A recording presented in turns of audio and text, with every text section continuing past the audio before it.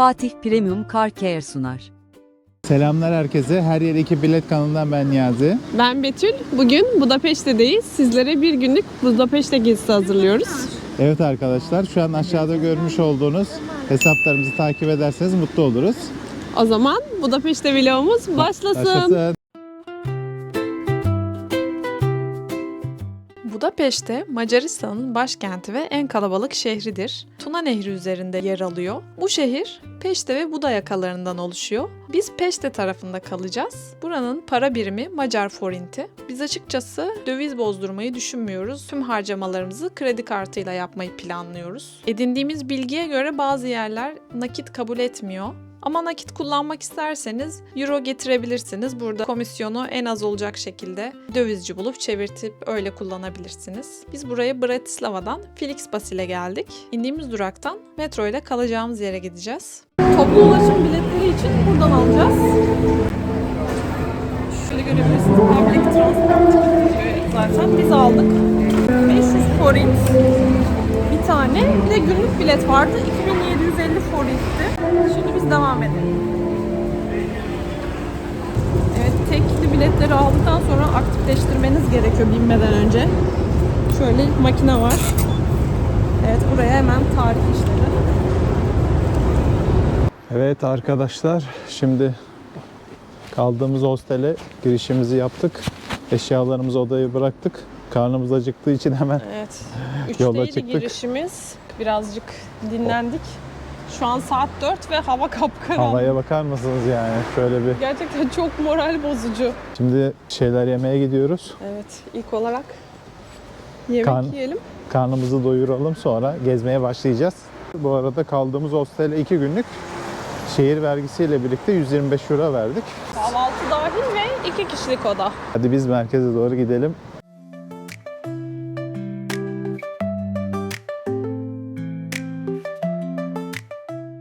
Arkadaşlar bu arada toplu ulaşımda single ticket yani tek binişlik bilet alırsanız başka şey aktarma yapamıyormuşsunuz.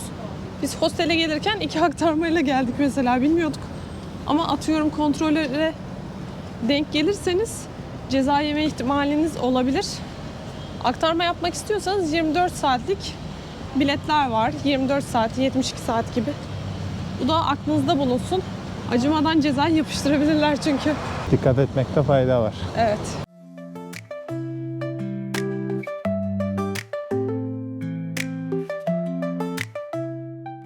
Evet arkadaşlar, şimdi Saimes Burger'e geldik. Burası Smash Burger yapıyor. Şimdi girelim, deneyelim bakalım nasıl.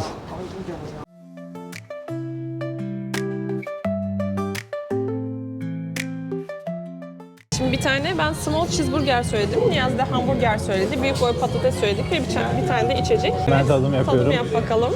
Patates çok güzel. Güzel. Gayet güzel. Biz bunları yiyelim hayatım. O zaman afiyet olsun.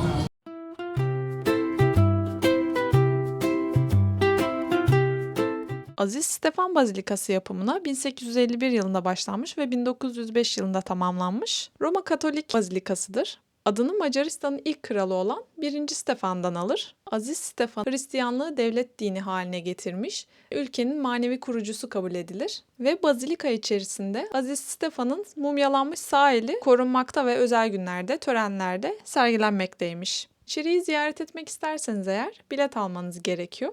Sitesinden fiyatlarına ulaşabilirsiniz. Bilginiz olsun. Evet arkadaşlar, şu an Aziz Stefan Bazilikası'nın önüne geldik. Burada Christmas Market kuruluyor. Hemen şimdi o tarafa doğru gidelim. Sırayla bakalım tezgahlara. Langoş var yine. Hadi bakalım. Deneriz ama şu an değil. Şu an yeni yemek yedik ya. Şurada herhalde.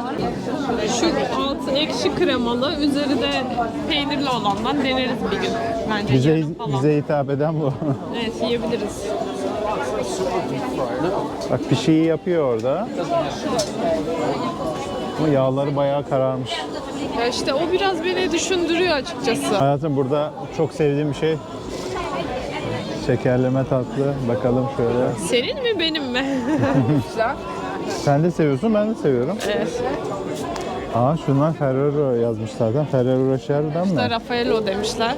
Benzetmişler işte. Benzetmişler Tadı herhalde. falan benziyor herhalde. arada arkadaşlar kışın gelirken yanınıza bence ilaç falan alın. Soğuk algınlığı ilacı. Ben hasta oldum çünkü. Evet, Betül şifayı İki gündür kaptı. ateşli bir halde gezmeye çalışıyorum. Bakalım devam edelim. Hadi bakalım. Gümüş. Bunlar 3 liradan başlıyormuş. Şöyle şarm bileklik yapılabiliyor.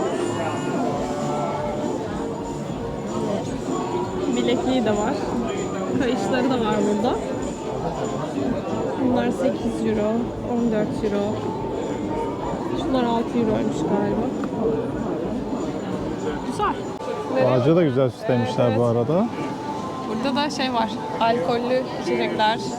Ulaş. Sıcak çikolata. Punch var yine. Sıcak şarap var. Çocuk yiyor. Ulaşı of, bayağı büyük bu arada. Onu aç karnına yemek lazım zaten. Öyle tadımlık bir şey değil yani. Porsiyon olarak bayağı büyük o ya. Şunlar da yine patatesli galiba. Patates pankek demiş. Yine aynı şekilde alta sour cream, üstü peynir de çok yağ çeker onlar. Benim mideme Et fazla seviyorlar gelir. bu arada bol bol. Aa bak şurada çorba var hayatım, ekmeğin içinde. Gulaş mı? Neresi? Göremedim. Ekmeğin içindekiler yiyorlar ya. Evet, gulaş oluyor. Ekmek içinde de alabiliyorsunuz. Normal tabakta da alabilirsiniz.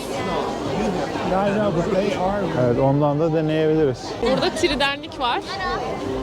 Yani kürtoş kalaş diye geçiyor. Çimney kek. Bunun 3 tane adı var şu ana kadar öğrendiğimiz. Kürtoş kalaş. Burası da kürtoş kalaş Evet, diyor. burada da öyle. Şu Bratislava'da da öyle yazıyordu hatırlarsan. Orada tridernik de yazıyordu ama sanki. Evet. Şekerine fındığını koydu. O fındıklı yapıyor galiba. Cevizli pardon. Cevizli oluyor Ceviz. galiba. Cevizli, tarçınlı, bademli falan filan böyle çeşitleri var. Dur bakın orada yazıyor zaten. Cevizli, vanilya demiş, gingerbread demiş, cinnamon demiş, coconut demiş. Diğer şeyi göremedim. Evet. Fiyatı da 4500. 4500 ama içi dolu olanlar galiba. Evet, boşları 3200 şurada görüyorum ben. 3200 boşları. Burası da Lavaza'nın standıymış. Kahvelere bakalım mesela. Cappuccino 2190 forint diyor. Americano 1590. bunlar da bizim Yani kekimsi bir şey ya. Şöyle bak rulo rulo kesmişler bunları mesela. burası Kocaman bir şarap standı kurmuşlar. Divino. Evet. Ama burada karton bardakla veriyorlar. Refil bardak yok. Şu diğer taraflara bakalım. Evet, o taraflara da bakalım. Bazilika çok güzel gözüküyor hayatım, bakar Kar mısın? yağıyor görüntüsü vermişler. Bardaklar var. 6000 forint, 16,5 euro yazmışlar. 17,5 euroya da var, 25'e de var. Çok tatlıymış ama. Ha, şunlar çok güzel Betül. Baksana. Evet. Uf, çok iyiymiş. Hello. Ya, Kendiliğinden otomatik. aşkım zaten fiyatı 25.000. 25.000 forinttir o tabi. Çok tatlı.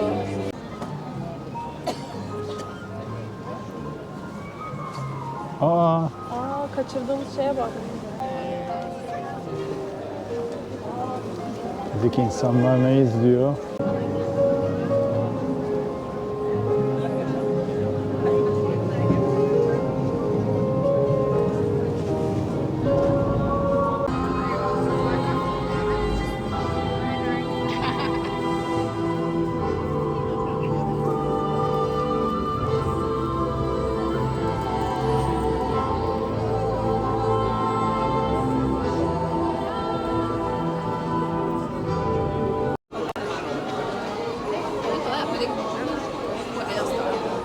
Fiyatlara bakalım. Yazıyor burada. Ne kadar punch? Strawberry. 2850. Benim boğazlar için alkolsüz böyle sıcak bir şey içsem güzel olur. Çikolatacı. Çikolatacı. Dubai style demiş Hemen artık. Dubai Chocolate. Dubai'den artık fenalık geldi bize ama. Şu boyutlar arkadaşlar 12 euroya geliyor.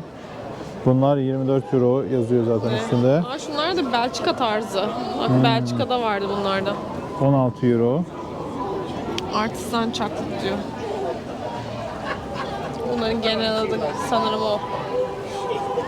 Kurabiyeler var. Cookie'ler gingerbread cookie. 1200 forintmiş.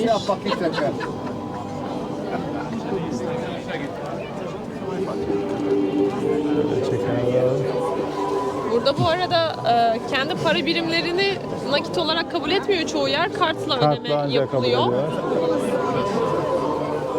Zaten biz de para bozdurmadık. Kartla ödemeye devam ediyoruz. Ay çok güzel bunlar.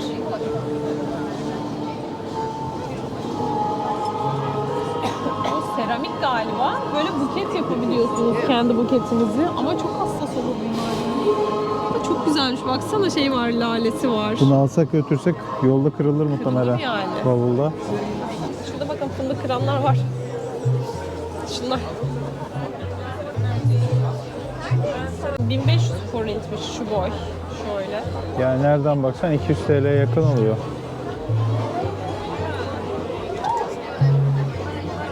2000 diyor. Bunlar daha mı büyük? Yani şu daha büyük. Ahşabı oymuşlar ve boyamışlar. 36.000 forint. Ama emek büyük de bu şey. Noel Babuş'un elleri biraz farklı anlaşılmaya yol açabilir. Ama güzel değil mi? Evet çok güzel. Ya, Güzel işçiliği var emek yani. emek bakar mısın işçiliğe? Çok iyi. Hemen şu an bir fotoğraf alayım. Çok güzel her şey burada. Sen fotoğraf al. Buranın takımı da 28.500. 2000 forintmiş. Yani 5 euro falan bu. Bunlar da işte çantada dikkat etmezsen kırılır. Ama çok güzeller. Bunlar 1000 forintmiş. 2,5 euro. Aynen yazmışlar zaten euro fiyatlarını. Evet. Bravo, nokta atışı yapmasın bu arada. Çok güzeller ya. Tea Light'lık var şöyle. 8000 forint. Küçüğü 4000 forintmiş. Çok güzeller. Aşkım. Miniş Yani yılbaşı- Spider-Man.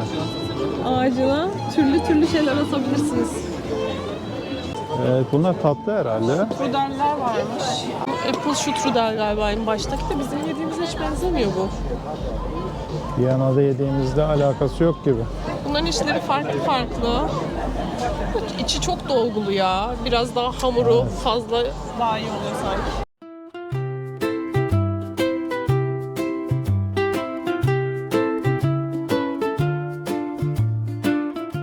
Mesela kupkuru şimdi bunu alsan. Aşkım bak şinisel de var. Evet. Ekmeği çok büyük değil mi ya? Ya bunlar yarına ne oluyor acaba? Satılmayınca yarın bir daha rafta. Ama bunların yemeklerinde koku yok. Dikkat ettim de. Evet burası çok kokuyor. Hiç rahatsız etmedi ya. Aa, Çocuklara hesabı. Bir şey diyeceğim, boyutları çok büyük değil mi ya? evet bunlar çok büyük geldi bana da. Hello. Tabii buranın fiyatları daha yüksek arkadaşlar. Klasik çeşitler 3300.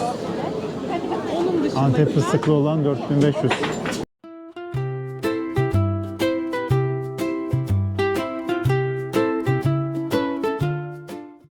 Evet, Betül bir is kokusu almış da bulduk yeri. Somon balığını böyle değişik bir teknikle pişiriyorlar. Aslında aşağıda mangalı odunu yakmış. evet, muhtemelen bu is kokusu oluyor ya şeylerde, is kokulu. Ama az da olsa sıcaklık şeyi var çünkü. Biz de is kokacağız, hadi gel gidelim. Hadi gidelim. Evet, arkamda görmüş olduğunuz dönme dolapta buranın meşhur simgelerinden birisi. Geldiğinizde burayı da bir ziyaret edin. Şimdi biz biraz yakına gidip öyle inceleyelim.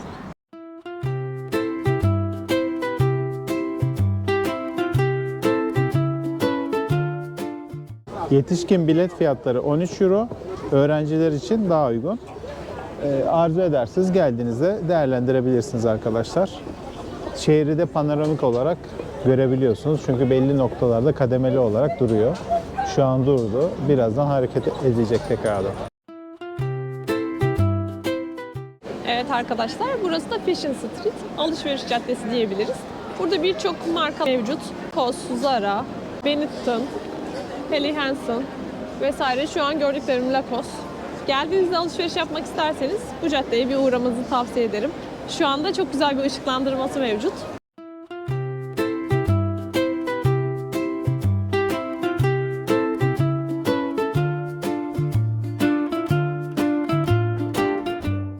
Evet arkadaşlar, şimdi Noel pazarına bir tane çay aldım. Çayın neli olduğunu sordum özellikle. Limon ve meyveli dedi. Bana da iyi geleceğini düşündüğüm için Evet, bir hastasın. tane aldık. 1300 forint ödedik. Afiyet olsun hayatım. Bir tadına bakayım bak bakalım. tadına hemen. Gerçekten güzel bir tadı var. Bence denenebilir yani. Afiyet olsun.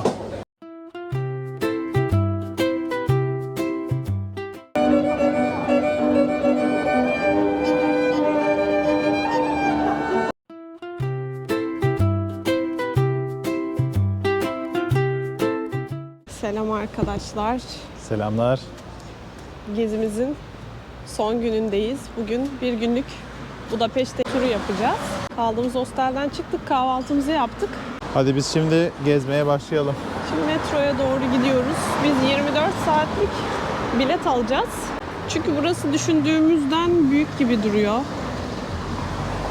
Düz mü devam ediyoruz? Evet, yürüyerek çok zaman kaybetmek istemiyoruz, yorulmak da istemiyoruz açıkçası. 24 saatlik bilet mantıklı geldi. Evet, çok güzel bir parkın içinden geçiyoruz. İnsanlar burada, özellikle yaşlılar, sabah sporu yapıyorlar ama Evet, çok iyi.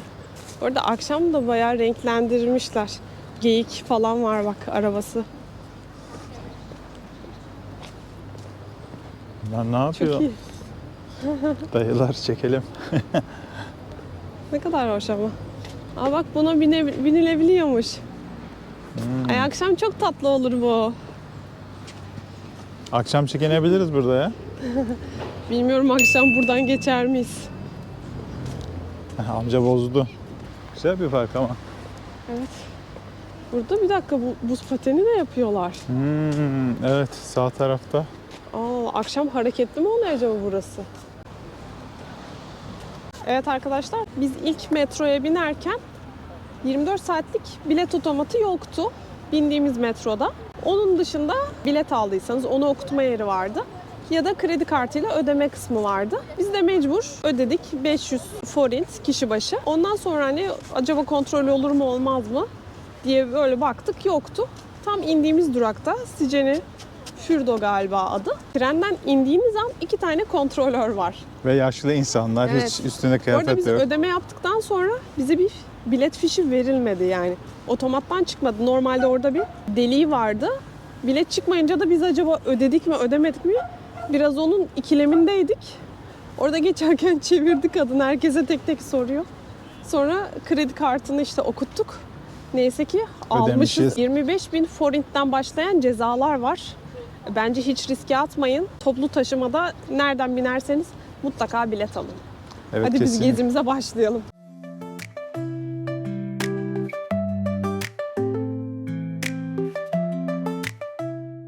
Arkamda görmüş olduğunuz yer Sicini Termal Hamamı. Burası en turistik olanı arkadaşlar. İçerisiyle ilgili de görselleri ekliyoruz. Fiyatları şu an ekliyoruz. Geldiğinizde arzu ederseniz girip bakabilirsiniz. Bu arada kendi havlunuz ve terliğinizle geldiğinizde ekstra onlar için ücret ödemezsiniz. Ona dikkat edersiniz. Hadi devam edelim biz.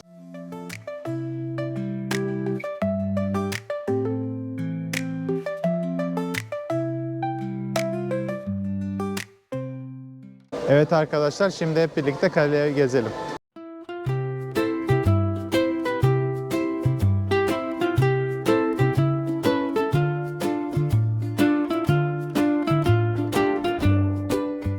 Evet arkadaşlar, arkamda görmüş olduğunuz kale Macaristan'ın 1000. kuruluş yılına özel olarak yapılmış. Kalenin içini gezmek ücretsiz. Kalenin içinde müze de bulunuyor.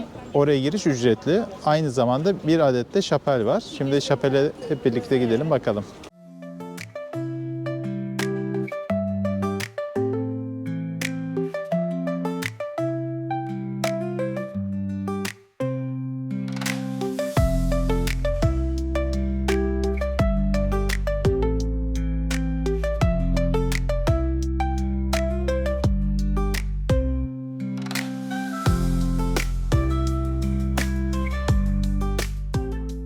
Kalenin hemen yanında buz pisti var. Hadi hep birlikte oraya gidelim. Bayağı büyük gözüküyor hayatım. Evet. Şöyle Christmas marketler de var burada. Akşam burası çok canlı olur bence. Evet, burası daha hareketli. Bakalım bunlar neymiş? Ha, ballar bal var. çeşitleri.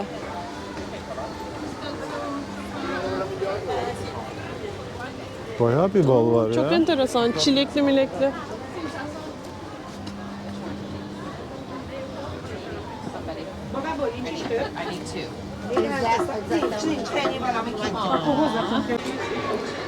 Ay şurada kaymak isterdim ya. Kayabilseydim tabii. Bayağı büyük ya. Şöyle Yeni açılıyor pazarlar. şöyle yandan çekeyim. Evet, oraya giriş şu taraftan da biz o kadar yürümeyelim. Neyle? Zaten orada bir Böyle yandan çekeyim. Yalnız bayağı kalabalık ya. inanılmaz büyük değil mi? Evet, bu ne ya? Ya o kadar gezdiklerimiz arasında Avrupa'da gördüğümüz en büyük Ay, evet, buz şu pisti. köprüden geçeceğiz bu arada. Oradan çekebiliriz. Oradan da çekebiliriz. Ay çok büyük. Aa burası 1000 forintmiş. Dün bizim aldığımız 1200 forintti bu arada. Bakalım dünkü kadar güzel mi? Bunun rengi biraz daha açık gibi geldi bana. Ama dün çok beğenmiştik. Bakalım tadım yapıyoruz. Nasılmış? Dünküyle kıyaslamış olurum. Evet. Dünkü biraz daha tatlıydı. Bu biraz daha sulu gibi. Yani aroması daha dünkü- düşük. Aynen değil mi? Dünkünde daha böyle tat alınıyordu. Ama sıcak sıcak iyi gitti. Ama dünkü çok daha iyiymiş gerçekten. Dünkü daha iyiymiş. Hadi afiyet olsun. Teşekkürler.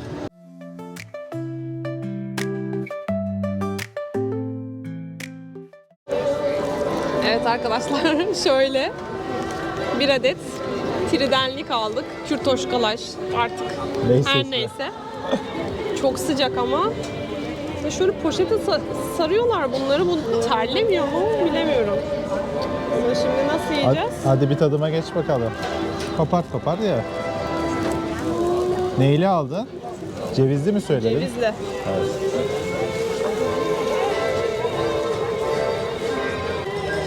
Güzel.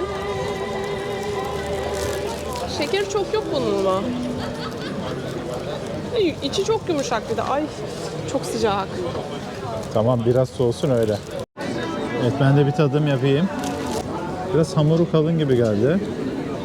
Evet, bana da öyle gibi geldi. Şey olmuyor bak, diğerleri rulo rulo ayrılıyordu normalde. Bu hamuru birleşmiş mesela.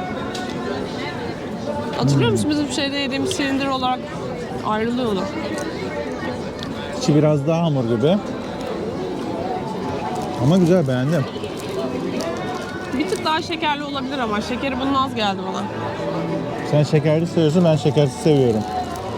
Viyana'da yediğimiz daha şekerliydi. Aynen. Gayet güzel. Güzel tadı. ama evet. Neyse, bize afiyet olsun, sonra devam ederiz. Evet.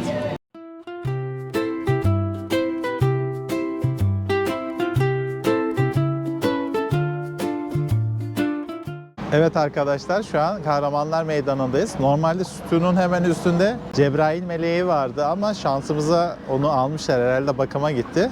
Hemen sütunun altındakiler Macar prensleri oluyor. Diğer sütunlardakiler de Arpat prensleri oluyor. Hemen etrafını böyle yarım ay yapılmış. Güzel bir meydan. Geldiğinizde Evet. fotoğraf çekinmek için uğrayabilirsiniz. Kahramanlar Meydanı'nın hemen karşısındaki metroya giderken otomat bulduk ve oradan 24 saatlik biletlerimizi aldık. İstediğiniz saatte başlatabiliyorsunuz. Yarın için de başlatabiliyorsunuz. Bence gördüğünüz yerde alın. Her yerde bu otomatlardan yok. Sonrasında tekli bilet almak durumunda kalıyorsunuz. Daha pahalıya gelebilir bu şekilde. Biz toplamda 5500 Forint ödedik.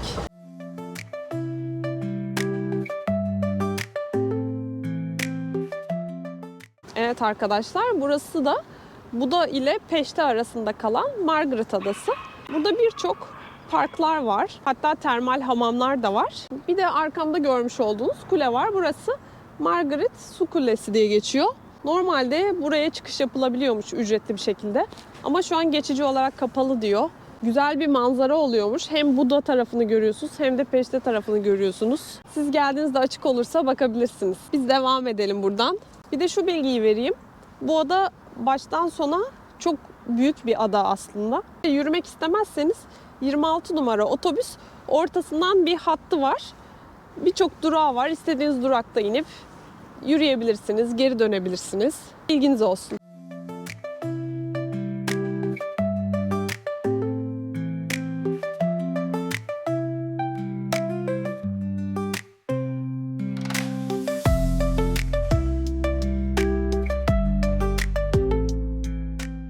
Kalıntılarını görmüş olduğunuz Dominiken Manastırı, dönemin Macar kralı 4. Bela tarafından Kızı Margit için yaptırılmıştır.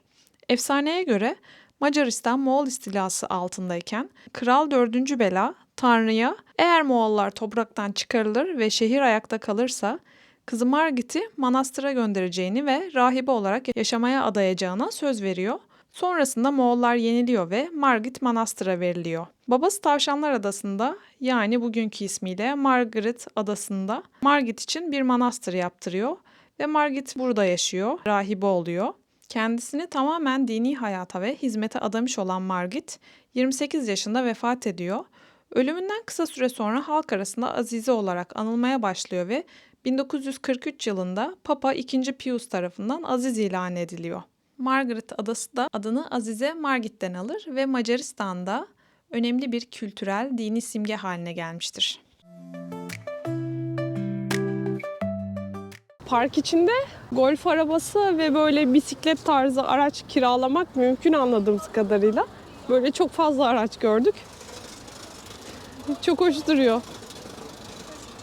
Bayağı yavaş gidiyor. Evet. Onların işleri uzun. Golf arabası daha Yazın mantıklı. falan çok keyifli olur. Şu an hava soğuk ama Soğuk olduğu için yazın bence çok güzel olur. denenebilir. Biz şimdi buradan devam edeceğiz. Otobüsümüzü bekliyoruz.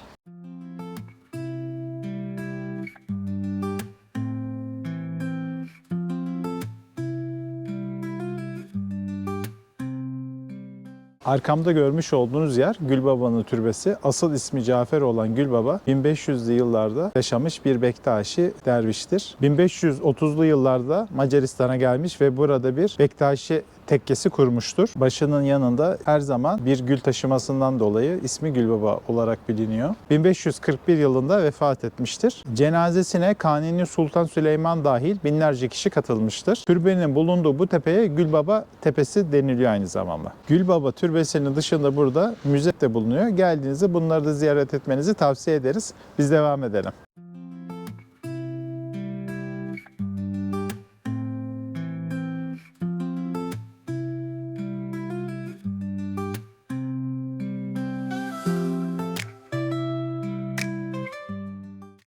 Evet arkadaşlar, şu an balıkçı tabyasına geldik. Balıkçı tabyası, Macar Devleti'nin 1. kuruluş yıl dönümünü kutlamak amacıyla 19. yüzyılda neo-romanesk mimarisinden esinlenerek inşa edilmiş bir yapı ve 7 kuleden oluşuyor. Bu 7 kule, Macaristan'ın kurulmasında rol oynayan Macar kabilelerinin 7 liderini temsil ediyor. Ve bu liderler arasında ilk Macar kralı olan Aziz Stefan'ın da bir heykeli bulunuyor. Şu an ekranda görüyorsunuz. Adını Orta Çağ'da bu bölgenin savunmasından sorumlu olan balıkçılar loncasından alır. Askeri amaçlı değil, seyir ve anıt amacıyla tasarlanmıştır. Tabyanın hemen arkasında Matias Kilisesi bulunuyor. Eğer kiliseyi ziyaret etmek ve Tabyanın kulelerine çıkmak isterseniz girişler ücretli. Ekranda fiyatları görebilirsiniz. Balıkçı tabyası Budapeşte'nin Buda tarafında yer alıyor ve karşısında oldukça güzel Tuna Nehri ve Peşte manzarası sizi karşılıyor. Geldiğinizde mutlaka ziyaret etmenizi tavsiye ederim.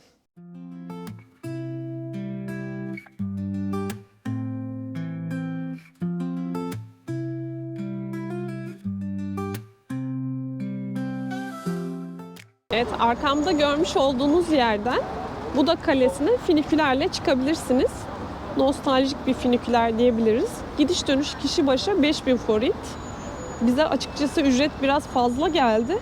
Yaya yolu da mevcut. Yürüyerek çıkıyorsunuz. Ama şu an karanlık olduğu için biz çıkamayacağız. Siz geldiğinizde arzu ederseniz gidersiniz. Hadi biz devam edelim.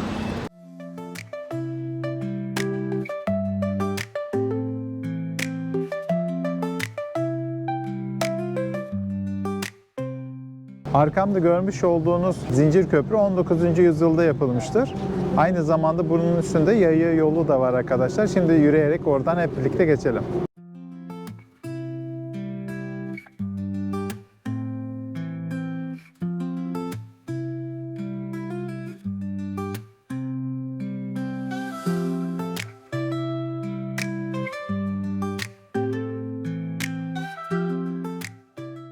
Evet Betül.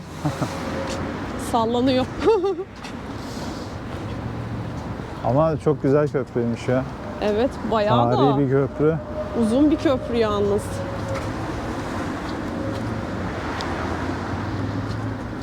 Tuna Nehri üzerinden geçiyoruz. Beğendik bu şehri. Beğendik ama vakit yettiremedik. Öyle bir Evet. sıkıntı yaşadık şu anda. Geldiğinizde bence en az 2 tam gün ayırın. Biz biraz zaman sorunu yaşadık. Ayrıca Tuna Nehri üzerinde bot turları da oluyor. Fazla vaktim var, biraz da eğleneyim derseniz onlara da katılabilirsiniz. Bizim hiçbir şey vaktimiz yetmediği gibi ona da vaktimiz yok. Karşıda gördüğünüz bina Buda Kalesi oluyor.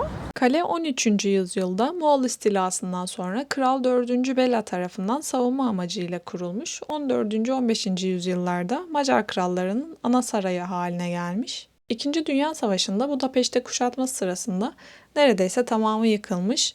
Ama savaş sonrası yeniden inşa edilerek müze ve kültür merkezi haline getirilmiş. Şu an günümüzde UNESCO Dünya Mirası alanı içerisinde yer almakta. Evet, şimdi siparişlerimiz geldi. Betül. Evet, biz bir tane langoş menü aldık. Böyle sıcak sallama çayla. İkisi 3000 forintti. Gelmeden bir tane yol üstünde restoranda sadece bunun için 5000 forinte yakın bir fiyat vardı. Burası hem uygun hem de çok güzel görünüyor. Bakar mısın? Bir tadım yap bakalım sen. Ben mi yapayım? Seversin. Evet. Oy, bayağı yağlı ama. Kaşarları güzel gözüküyor. Şöyle alayım. Onun üstüne sürdüğü krema mı, yoğurt mu, ne o? Ekşi krema, sour cream. Sen bunu çok beğeniyorsun. O bayağı yağlı ama. Çok güzel, tam benlik. Zaten fişinin çirkin olma ihtimali yok. Şöyle Afiyet olsun. özetleyeyim aslında. Türk lezzetine göre pişinin üzerine labne ve kaşar rendelemişsiniz gibi diyebiliriz bence. Afiyet olsun. Evet. Teşekkürler. Burada mikrofonumuzun azizliğine uğradık. Şarjı bitmişti. Özetle şöyle bir değerlendirecek olursam eğer, bir kişi için bir tanesi biraz fazla gelebilir. Biz biraz yağlı bulduk ama lezzetliydi. Gelirseniz eğer aklınızda bulunsun. Evet arkadaşlar, arkamda görmüş olduğunuz köprü Liberty Köprüsü, yani Özgürlük Köprüsü. Hemen onun arkasında görünen yer Gelert Tepesi. Tepede bir anıt var. Özgürlük anıtı. Şu an tam görünmüyor ama çevresinde bir kale var. Restorasyondaymış bu arada. Gitmeden bir kontrol edersiniz. Tepeye çıkmak bir hayli zahmetli ve yorucu oluyormuş. Bilginiz olsun. Onun dışında Gelert Tepesi adını Vatikan tarafından Macaristan'a atanan Gelert'ten alır. 11. yüzyılda Hristiyanlığı yaymak için piskopos olarak görevlendirilen Gelert, paganların ayaklanması sonucu çivili bir fıçıya koyulup bu tepeden aşağı yuvarlanmış ve ölmüştür. Ölümünden 37 yıl sonra aziz ilan edilmiş ve anısına heykeli yapılmış. Bugün Macaristan'ın azizlerinden sayılmaktadır ve 24 Eylül günü ona ithaf edilen şenlikler düzenlenmektedir. Ayrıca bu köprüde de yaya yolu var. Yürüyerek de karşıya geçilebiliyor. Köprü inanılmaz hoşumuza gitti bizim. Budapeşte'deki en güzel köprü olabilir sanki, değil mi? Evet, benim çok hoşuma gitti. Köprülere bence akşam vakti bir uğrayıp fotoğraf çekinin. Akşam çok daha güzel oluyor ışıklandırmayla. Gündüz aynı etkiyi vermeyebilir. Evet. Hadi biz devam edelim.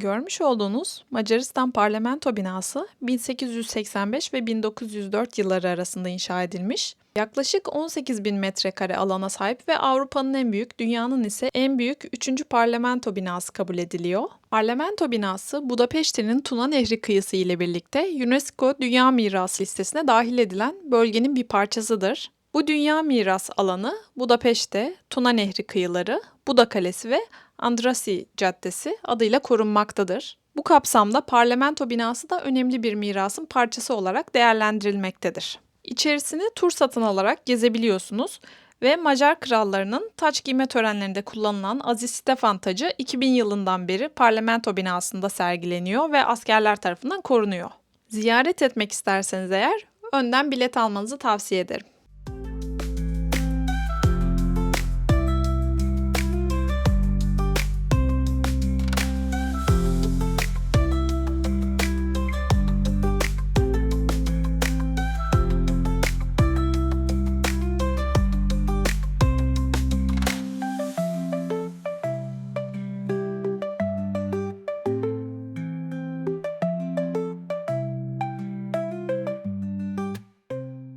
Macaristan Parlamento binası yakınındaki bu demir ayakkabılar 2. Dünya Savaşı sırasında vurulan ve Tuna Nehri'ne atılan Yahudiler anısına yapılmış.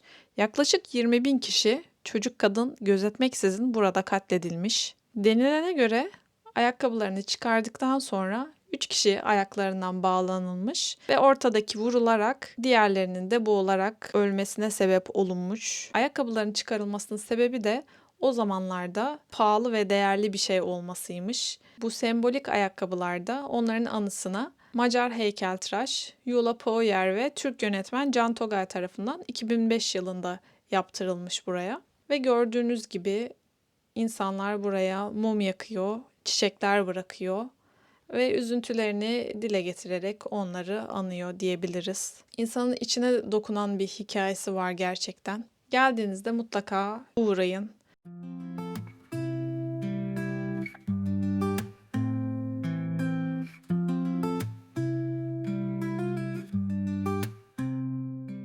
Arkadaşlar şu an Fashion Street'e giden metrodan indik ve yine bilet kontrolü yapıldı. Çok turistik lokasyonlarda bilet sorduklarını düşünüyoruz. Bence biletsiz gezmeyin kesinlikle. Aman dikkatli olun. Evet.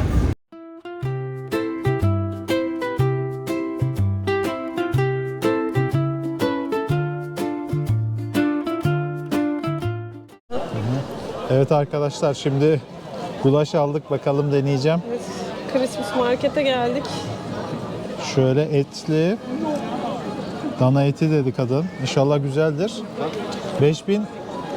4900 küsür forint değil. Güzel. Bizim haşlama et gibi aynı. Tadını beğendim Allah'tan. Ha, Korkum oydu. Bazen koku falan oluyor, durumlar hiç- oluyor ya. Hiç Beğendin koku yok. mi? Beğendim. İyi, afiyet olsun. Allah sevindim, ben kara kara düşünüyordum çünkü hamburger mi yiyeyim yoksa şey mi yiyeyim diyorduk ama iyi O oldu. zaman Türk damak tadına uygun bir Evet lezzet. evet, bunu kesinlikle denesinler. Ekmeğinden de ye istersen. O kadar ekmek istedik. Vallahi bir dilim daha istedik, onu da fazla verdi. Onu da 2 dilim fazla verdi de. Hadi sana afiyet olsun. Teşekkürler.